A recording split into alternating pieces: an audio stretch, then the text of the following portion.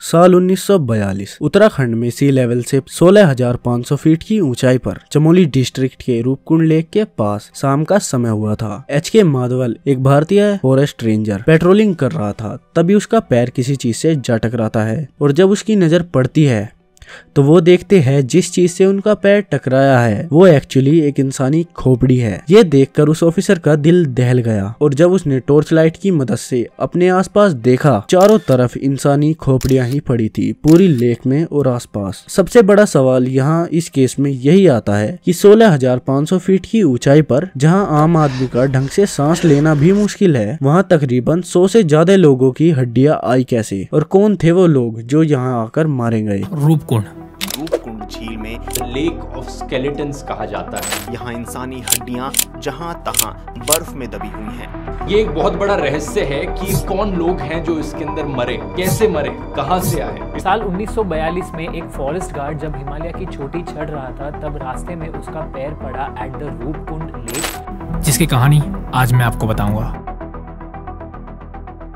ये skeleton lake है क्या और इसे इस नाम से क्यों बुलाया जाता है? स्केलेटन लेक जिस नाम से पूरी दुनिया इस रूपकुंड लेक को जानती है, जमीन से ऊपर पहाड़ों में लगभग 5,000 मीटर की ऊंचाई पर हिमालयाज में लोकेटेड 40 मीटर डायमीटर में और रफली गहराई 3 मीटर। साल में ज्यादातर समय ये लेक बर्फ में जमी रहती है। इस लेक को डिस्कवर किया गया था इन 1942 बाय हरि कृष्ण माधवल, जो यहाँ लेक में देखता है कि चारों तरफ यहाँ हड्डियां ही पड़ी है। और जब ये बात ब्रिटिश अथॉरिटीज तक पहुँचती है तो उन्हें लगता है कि ये हड्डियां जापानीज सोल्जर्स की हो सकती है जो वर्ल्ड वॉर 2 के दौरान यहाँ आए होंगे और बर्फ में दफन होकर मारे गए, और उन्हें लगा कि ये उन्हीं की हड्डियां होंगी। बट जब एंथ्रोपोलॉजिकल सर्वे ऑफ इंडिया ने 1950 में यहाँ स्टडी कंडक्ट कराई तो उन्हें पता चला ये हड्डियां लगभग सेंचुरीज पुरानी तो होंगी ही।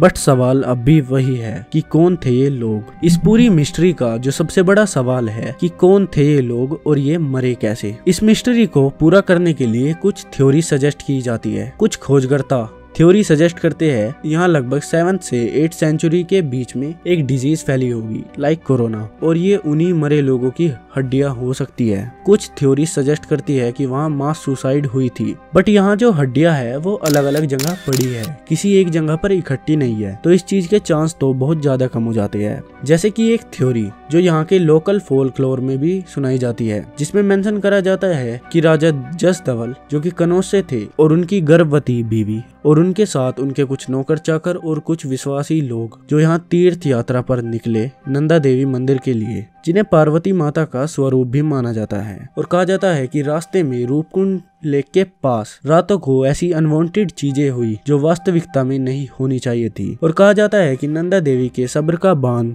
जब टूट गया, जब राजा की वाइफ ने अपने बच्चे को यात्रा के बीच में ही जन्म दे दिया और उस प्लेस को इम्प्योर बना दिया फॉर सम रीजंस। और कुछ समय के बाद एक बर्फ का तूफान आया और यहाँ सब खत्म हो गया। इस थ्योरी के कंफर्म होने के चांस जब बढ़ गए जब 2003 में नेशनल जियोग्राफिक की टीम को वहां इन्वेस्टिगेशन करने के लिए भेजा गया और उन्हें wooden artifact, iron spear head और अंगूठियां मिली और कुछ म्यूजिकल इंस्ट्रूमेंट के रिमेन्स भी मिले, जो कि इस थ्योरी के सच होने का प्रमाण पहले ही दे देते हैं और इस बात को कहीं ना कहीं सच कर देते हैं कि जो लोग यहाँ आज कंकाल बनकर पड़े हैं वो पहले कभी श्रद्धालु बनकर यहाँ आए होंगे। ये तो बात हुई थ्योरीज और अजम्पशंस की, बट अब देखते है वोट रिसर्च शो। 2003 में नेशनल जियोग्राफिक की जो स्पेशल टीम यहाँ आई थी वो यहाँ से 30 स्केलेटन्स को अपने साथ लेकर गए थे, जिनमें से कुछ पार्ट पर तो फ्लैश अभी तक प्रिजर्व था उस समय से अब तक because of ice in that place. और जब इन सैंपल पर स्टडी हुई तो कुछ स्केलेटन पर हेड इंजरीज मिली। ये हेड इंजरीज वो किसी राउंड ऑब्जेक्ट के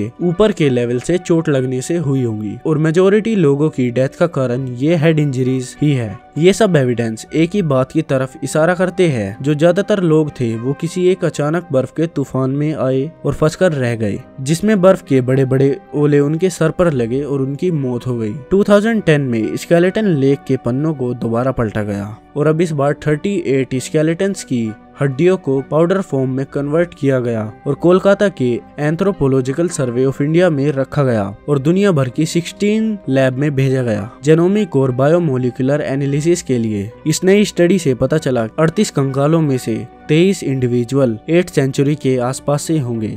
साउथ एशियन एंसेस्टरी जो कि आज के अफगानिस्तान, पाकिस्तान, इंडिया और श्रीलंका जैसे देशों से हो सकते हैं, और एक इंडिविजुअल 18th सेंचुरी से पाया गया जो ईस्ट एशियन एंसेस्टरी से ब्रुनेई, बर्मा, म्यांमार, कंबोडिया किसी एक देश से हो सकता है। 14 इंडिविजुअल्स 18th सेंचुरी के मेडिटेरियन, ग्रीस और क्रेट आइलैंड के होने के असम्पशंस लगाई जाती है। तो इससे ये बात साबित हुई कि यहाँ मल्टीपल इवेंट की वजह से इतने सारे लोग मरे, और जो लोग यहाँ आए वो अलग अलग जगह से आए थे। और कंक्लूजन ये आता है कि यहाँ जितने भी लोग थे वो अलग अलग टाइम पीरियड पर मरे, और साइंटिस्ट ये सिर्फ एक अंदाजा लगाते हैं कि यहाँ जो लोग थे वो श्रद्धालु भी हो सकते हैं, और उनके साथ साथ कुछ ट्रेवलर्स भी हो सकते हैं, और कुछ सेलर्स भी हो सकते हैं जो यहाँ से दूसरे देश में जाना चाहते हो। अकॉर्डिंग टू मी ये मिस्ट्री अब तक सोल्व नहीं हुई है। हमारे पास जवाबों से ज्यादा सवाल आ चुके हैं।